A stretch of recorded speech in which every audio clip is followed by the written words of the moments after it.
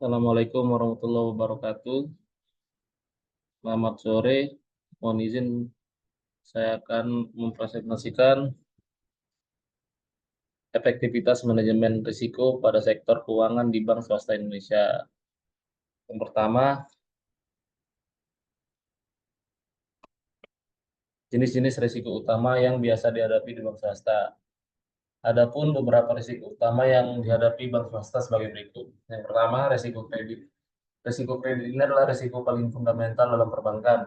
Risiko kredit adalah risiko ketidakmampuan debitur untuk memenuhi kewajiban pembayaran utangnya secara tepat waktu dan tidak sesuai dengan perjanjian. Contohnya, nasabah gagal membayar cicilan kredit kendaraan atau kredit properti. Yang kedua, risiko pasar.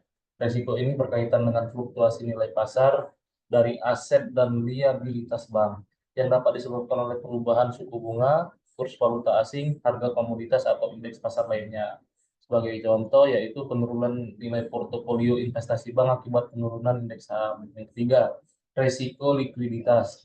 Risiko likuiditas adalah risiko ketidakmampuan bank untuk memenuhi kewajiban pembayarannya tepat waktu karena kekurangan dana tunai atau aset yang dapat dengan mudah dikonversi menjadi uang tunai. Contoh, bank mengalami kesulitan dalam memenuhi permintaan penarikan dana nasabah dalam jumlah besar secara tiba-tiba. Yang selanjutnya yaitu nomor 4, risiko operasional. Risiko ini mencakup semua risiko yang timbul dari proses internal bank, sistem dan prosedur, serta faktor manusia.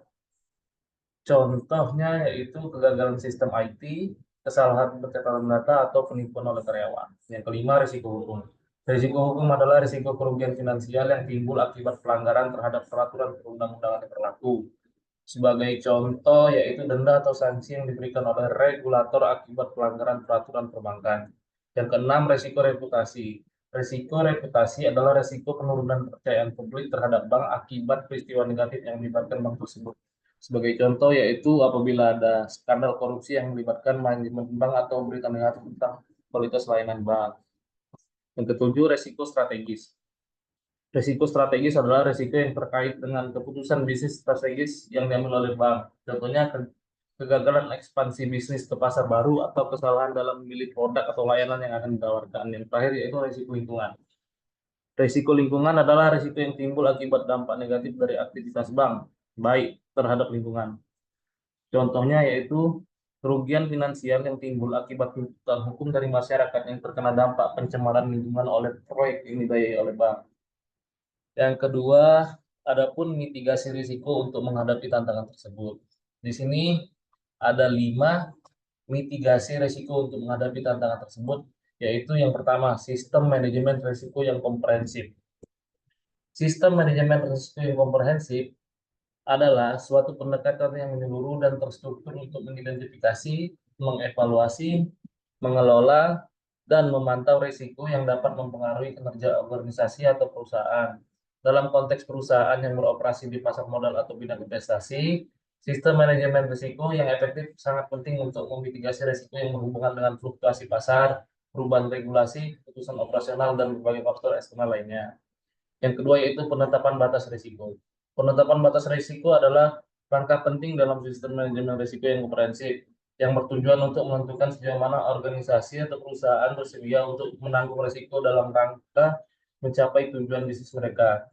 Batas risiko adalah ukuran atau ambang batas yang menunjukkan jumlah risiko yang dapat diterima tanpa membahayakan stabilitas atau kinerja organisasi. Dalam konteks ini, penetapan batas risiko menjadi alat untuk mengendalikan dan mengelola exposure terhadap berbagai jenis risiko, serta memastikan bahwa organisasi tidak melebihi toleransi risiko yang telah ditetapkan. Yang ketiga, disverifikasi portofolio. Disverifikasi portofolio adalah salah satu strategi investasi yang bertujuan untuk mengurangi risiko dengan menyebarkan investasi ke berbagai jenis aset atau instrumen keuangan. Tujuan utamanya dari disverifikasi ini adalah untuk mengurangi risiko yang tidak diinginkan, yaitu khususnya risiko spesifik terkait dengan satu jenis investasi atau aset, dengan harapan apabila salah satu aset mengalami penurunan nilai, aset lainnya akan tetap bertahan atau memberikan hasil yang lebih. Yang keempat yaitu asuransi. Asuransi adalah salah satu instrumen penting dalam manajemen risiko yang digunakan untuk mengalihkan risiko finansial dari individu atau perusahaan ke perusahaan asuransi. Konsep dasar dari asuransi adalah melindungi pemegang polis dari kerugian finansial akibat peristiwa yang tidak terduga, seperti kecelakaan, kebakaran, atau kerugian lainnya. Dalam konteks manajemen risiko ini, asuransi digunakan sebagai alat untuk mengurangi dampak finansial dari risiko yang tidak dapat dihindari atau dikendalikan. Yang terakhir yaitu sistem pengawasan internal. Sistem pengawasan eksternal ini diterapkan oleh organisasi atau perusahaan untuk memastikan bahwa operasional berjalan dengan efektif, efisien, dan sesuai dengan peraturan yang berlaku. Dalam konteks manajemen risiko, pengawasan internal berfungsi untuk memantau, mengendalikan atas potensi risiko yang dapat mempengaruhi pencapaian tujuan organisasi. Sistem ini bertujuan untuk memastikan bahwa risiko yang dihadapi dapat dikelola dengan baik, serta mencegah terjadinya kesalahan atau penyalahgunaan yang dapat merugikan organisasi. Yang terakhir yaitu inovasi meningkatkan manajemen risiko perbankan. Yang pertama, mungkin dengan menerapkan teknologi kecerdasan buatan atau AI dan mesin learning. Analisis prediktif. AI dapat digunakan untuk menganalisis data historis dan real time untuk memprediksi risiko kredit, pasar, dan operasional dengan lebih akurat. Untuk deteksi fraud atau kecurangan, AI dapat mengidentifikasi pola transaksi yang mencurigakan dan mendeteksi potensi penipuan secara lebih cepat. Untuk otomasi proses, AI dapat mengotomatiskan banyak tugas rutin dalam manajemen risiko, sehingga meningkatkan efisiensi dan mengurangi kesalahan manusia atau human error. Yang kedua, penggunaan cloud computing. Skalabilitas. Cloud computing memungkinkan bank untuk dengan mudah meningkatkan atau mengurangi kapasitas komputasi sesuai dengan kebutuhan, sehingga lebih fleksibel dalam menghadapi perubahan risiko. Untuk aksesibilitas, data risiko dapat diakses dari mana saja dan kapan saja, sehingga mempermudah kolaborasi dan pengambil keputusan. Dalam segi keamanan, penyedia layanan cloud umumnya memiliki sistem keamanan yang canggih untuk melindungi data sensitif bank dari pencurian data yang dilakukan oleh hacker. Yang ketiga, penerapan risk analytic.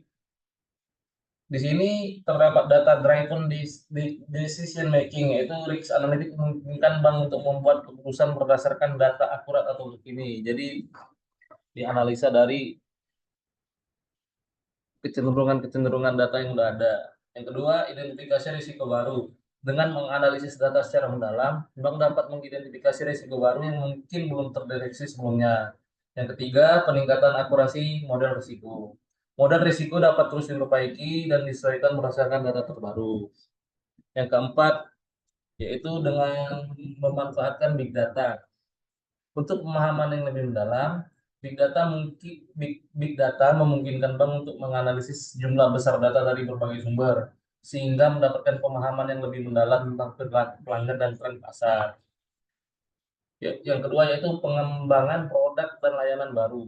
Data yang diperoleh dari big data dapat digunakan untuk mengembangkan produk dan layanan baru yang lebih relevan dengan kebutuhan pelanggan. Jadi kebutuhan itu harus disesuaikan dengan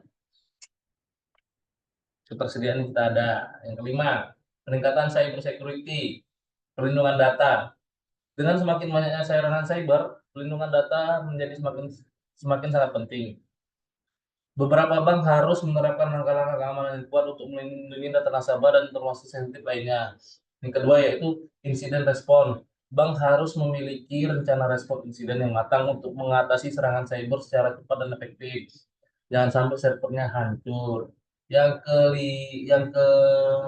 keenam, kolaborasi dengan fintech.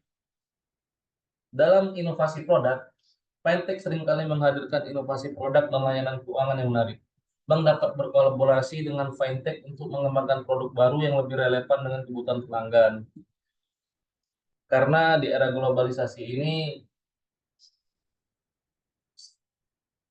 fintech sangat mewadahi produk-produk atau layanan keuangan secara cepat di berbagai media sosial. Untuk peningkatan efisiensi, fintech dapat membantu bank meningkatkan efisiensi operasional dan mengurangi biaya. Yang terakhir yaitu peningkatan kesadaran risiko pada tingkat karyawan. Yang pertama yaitu dilakukan pelatihan. Pelatihan ini ditujukan untuk agar tiap karyawan yang melakukan pelatihan secara berkala kepada seluruh karyawan tentang manajemen risiko. Kultur risikonya yaitu membangun budaya organisasi yang menghargai pentingnya manajemen risiko. Mungkin hanya itu yang bisa saya sampaikan. Terima kasih atas perhatiannya. Wassalamualaikum warahmatullahi wabarakatuh. Anjay. Zoom.